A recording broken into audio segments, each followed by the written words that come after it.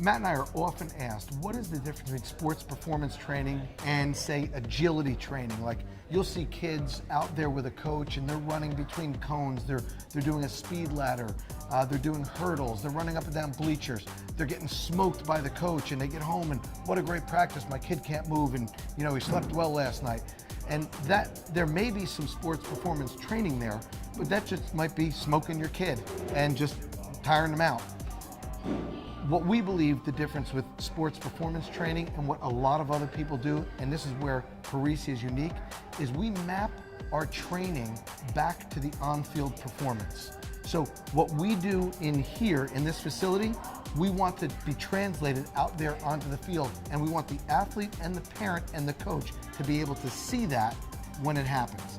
So we work a lot with football players, for instance. You know, many athletes, many sports, but just using them as the example, we'll go into a high school room, and these athletes are working year round, right? They're working during their season, they're playing, they're working every day practicing.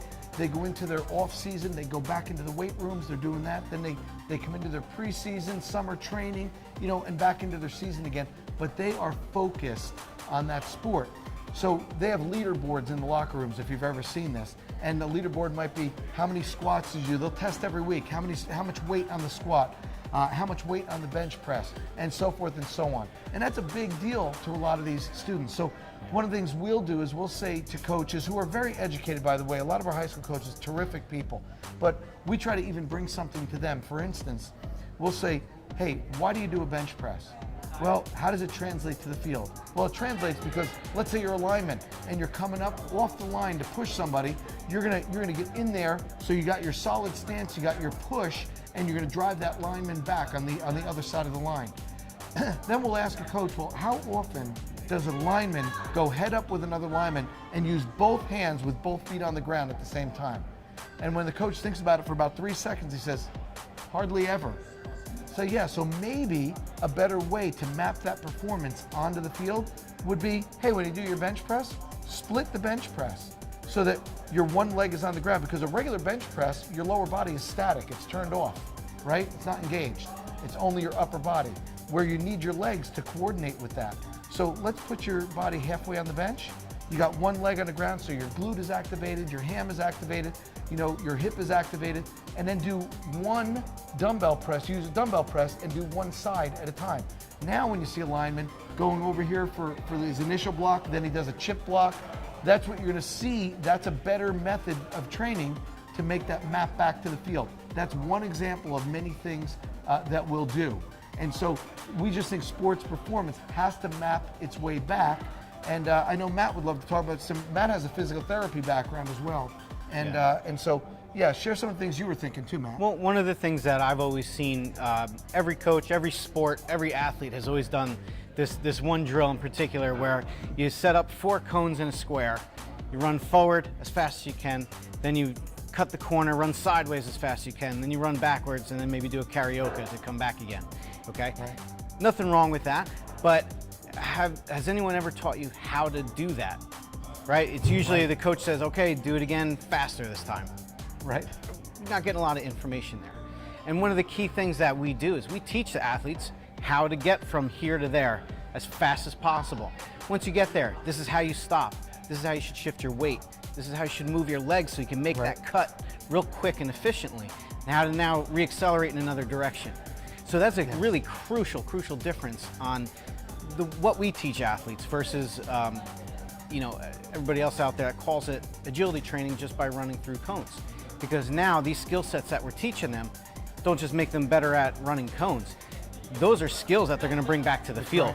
If they know how to run faster, if they know how to stop and change direction much faster, that gives crucial feedback back to their coaches, their teams, their field, their court, whatever sport or activity that they're doing.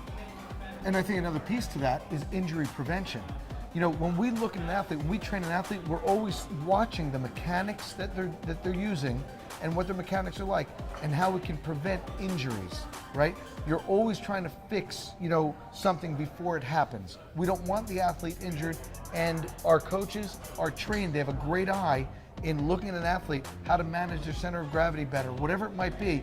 But all of the training that we do, we believe has to map back to on-field performance. And that's what makes it all sports performance training. One of the great things that I've learned from getting into sports performance training compared to my career in injury prevention is that they're really the same exact thing. In both instances, we want your bones to be lined up the right way. We want your joints to be behaving the way they're designed to behave. We want your muscles to be working at the right times that they're ideally supposed to be working. So really, your sports performance, injury prevention, the same exact thing. You're getting the best of both worlds when we do this type of training. So if you want to see your game increase on the field, you want to up your game, Parisi's for you. Even if a game is not what you're here for. Right. You know, plenty of our kids in here are not athletes at all. They're not. They're artists, they're musicians, maybe they just like to climb trees and be active otherwise. And they just need some physical activity.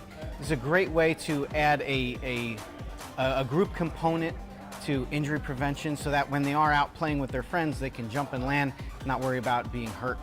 Matt makes a great point. I actually want Matt to tell you the story of one of our athletes and who's not an athlete. That's right. We had an athlete come in a while back who really, her mom just wanted her to be active and do something. She kind of forced her to play some sports, and the kid didn't really like it too much. So she came here, we did some training with her, and yeah, she needed a lot of work to get up to speed. But one day she comes walking in, biggest smile on her face, big chip on her shoulder. She was real happy. Said, you know, what's going on? I talked to her, the mom off to the side, and she said, the greatest thing today, usually in practice, she's far dead last in the sprints and conditioning that they do. And today was the first time ever that she wasn't in last place. And it lit up her life. She now kind of liked her sport a little bit more. She fit in better with her social circles, and just that confidence was beaming through. So it's a really, really nice byproduct of some of the training that we do. So yeah, that person in particular doesn't have a D1 scholarship in her future, but that's not her goal. No, her goal is to just get in shape, have fun doing it, and to be safe while she's out there. And not only that, right? Here's a girl. Mom didn't say she finished first or in the top 10 or 20%. Just not last. She didn't finish last, and she was elated. She felt great, and the more she works, and it caused her to work harder even when she came here, because she felt that bit of success, and she performed better on the field. It's a great positive feedback system. Yes.